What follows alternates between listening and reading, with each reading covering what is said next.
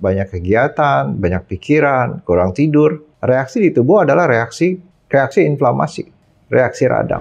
Keseimbangan antara kerusakan sama perbaikan itu mempengaruhi proses menua. Apa yang kita makan, kemudian apa yang kita berikan dari luar. Contohnya ini adalah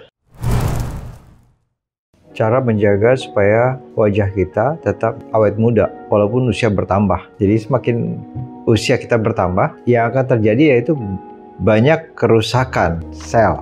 Nah, setiap hari pekerjaan kita mulai dari bangun pagi, kemudian waktu kita kecil main, kemudian kita istirahat. Dari kecil kita banyak tidur. Semakin usia semakin susah tidur. Dari kecil kita banyak bergerak, tapi banyak tidur.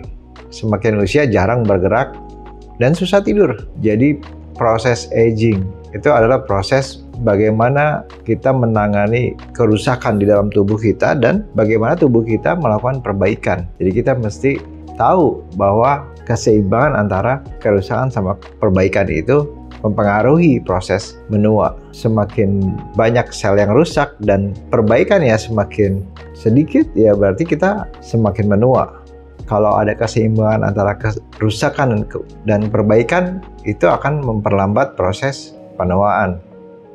Misalnya kita olahraga, kita angkat beban, otot kita akan adaptasi dengan cara membuat otot itu akan lebih baik, lebih besar, lebih kuat, lebih tebal, sehingga suatu saat kita melakukan angkatan yang sama, kita akan merasakan hal yang berbeda, bahwa angkatan tersebut, beban tersebut akan lebih ringan karena otot kita melakukan adaptasi. Nah, tapi masalahnya kapan otot kita akan beradaptasi?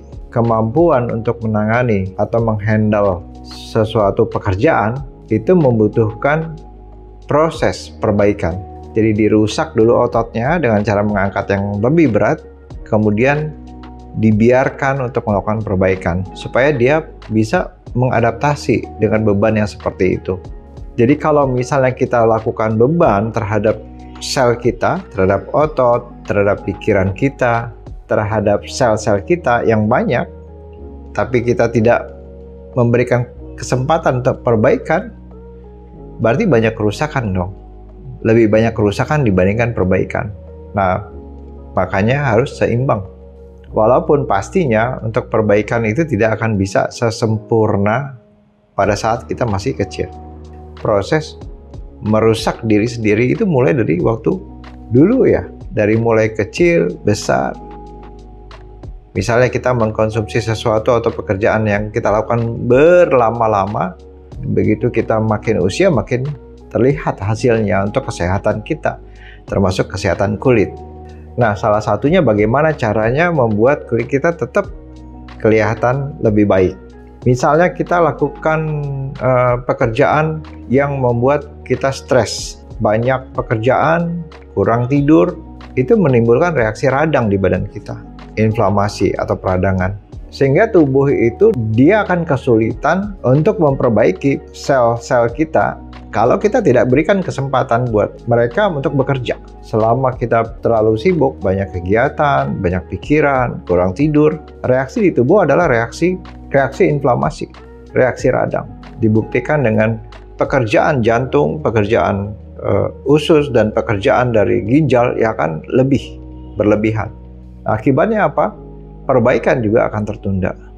Apa yang kita makan, apa yang kita lakukan akan mempengaruhi proses di dalam tubuh. Pekerjaan kita mempengaruhi proses di dalam tubuh. Apa yang kita makan akan mempengaruhi proses dalam tubuh.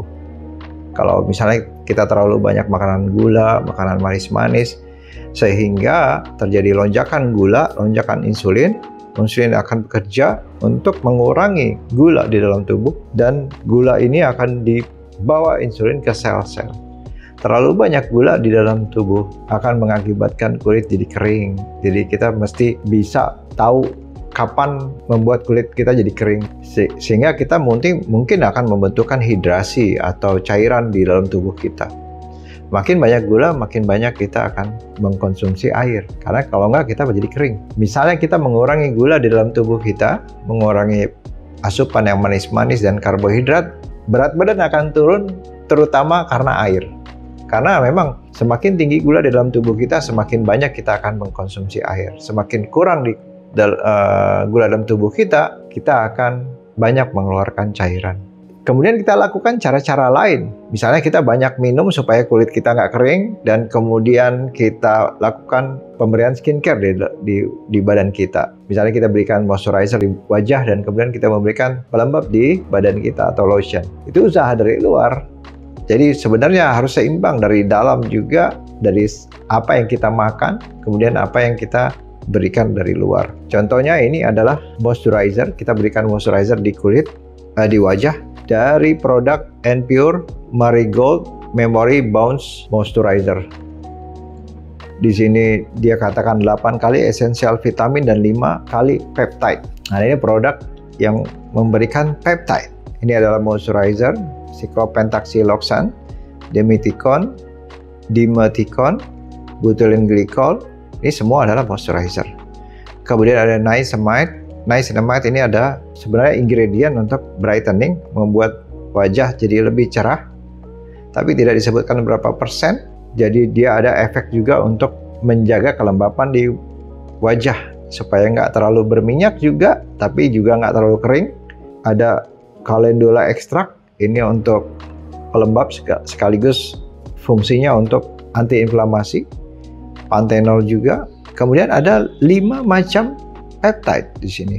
Ada palmitoyl tripeptide, ada palmitoyl tripeptide 5, palmitoyl tripeptide 1, palmitoyl tripeptide 7, copper tripeptide, acetyl hexapeptide 8.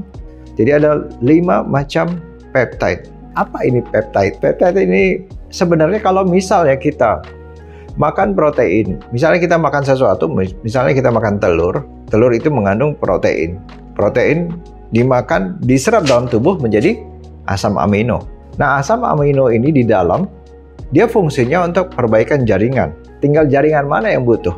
Misalnya kita pakai untuk otot, kita latihan olahraga sehingga untuk membentuk otot, si asam amino ini akan bekerja untuk perbaikan dari otot tersebut. Jadi kita makan telur yang isinya protein, di dalam usus akan masuk diserap sebagai asam amino, bukan sebagai protein. Jadi kalau kita makan protein, kita nggak bisa bikin otot kita gede kalau tidak dibutuhkan. Misalnya nggak pernah olahraga, sebanyak apapun kita makan protein nggak akan bisa. Di wajah juga demikian. Jadi peptide ini adalah pecahan dari asam amino tadi. Nah, ini banyak banget. Ini ada beberapa peptide yang saya sendiri tidak begitu tahu ya fungsinya peptide ini. Tapi salah satunya yaitu copper tripeptide yang fungsinya untuk membuat kulit kita itu merangsang kolagen sehingga mengurangi kerutan, salah satunya di wajah kita. Makanya sebagian orang mengatakan adalah copper tripeptide ini adalah fungsinya seperti botox. Ya mungkin bisa berfungsi ya, tapi kalau saya sih, tapi jangan berharap banyak ya dari copper tripeptide ini. Jadi memang beda sekali dengan suntikan yang kita berikan untuk mengurangi kerutan, yaitu dengan botox. Jadi ini lebih banyak pelembabnya. Jadi fungsinya akan lebih banyak pelembabnya. Nah, di dalamnya seperti ini. Ya bagus ya, tempatnya bagus. Marigold dari N-Pure, dan ada spatulanya ini. Cuma nggak ada tempat buat spatula ya. Ini saya juga malas pakai spatula.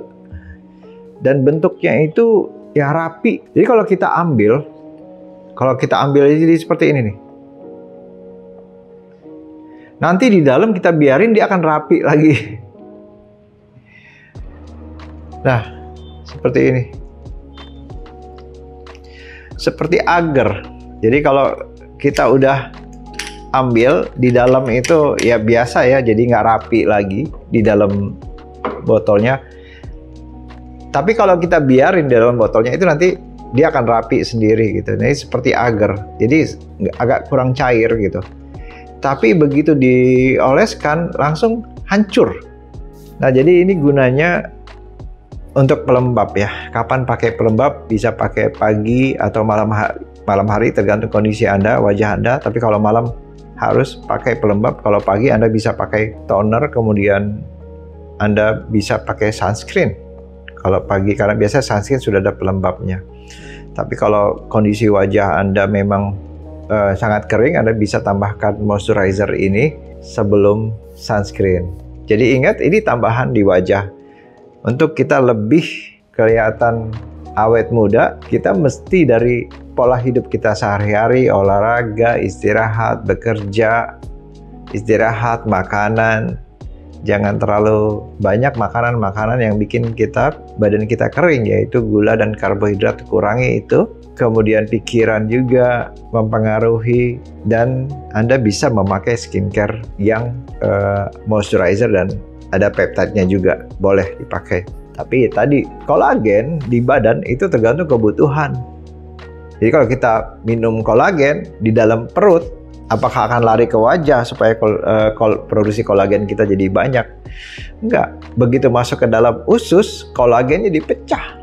Jadi apa? Jadi asam amino. Kalau kita terlalu capek, kurang istirahat, banyak mengkonsumsi gula, kolagen nggak mau juga akan bekerja. Jadi termasuk minuman-minuman kolagen itu hanya membantu. Tapi dengan minum kolagen aja apakah kulit kita baik? Ya enggak.